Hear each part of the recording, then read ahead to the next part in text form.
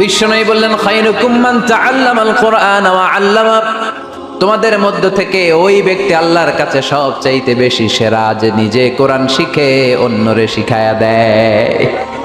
আপনি কোরআন শিখলে আপনি সেরা, আবার আপনি যদি শিখায়া দেন তবেও আপনি সেরা।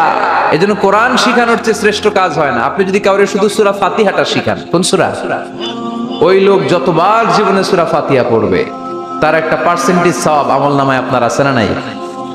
আবার ওই লোক যদি কাউরে এই সূরা ফাতিহাটা শিখায়, আবার যারে শিখালে এ যদি আবার আরেকজনরে শিখায়, এভাবে যতজনকে শিখাবে প্রত্যেকের সওয়াব থেকে একটা পার্সেন্টেজ সওয়াব আপনার আমলনামায় দিয়ে দিবে কে? এজন্য কোরআন শিখবো, শিখাবো, শিখবো, শিখাবো। যারা কোরআন জানি না, কোরআন জেনে মরবো।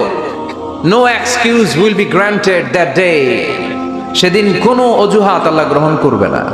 সব পারো, কোরআন পারো না কেন? সবই তো পারো। হিন্দিতে কথা বলতে পারো, ইংরেজিতে কথা বলতে পারো, কোরআন পারলা না কেন? কোনো মাফ করবে আল্লাহ? না।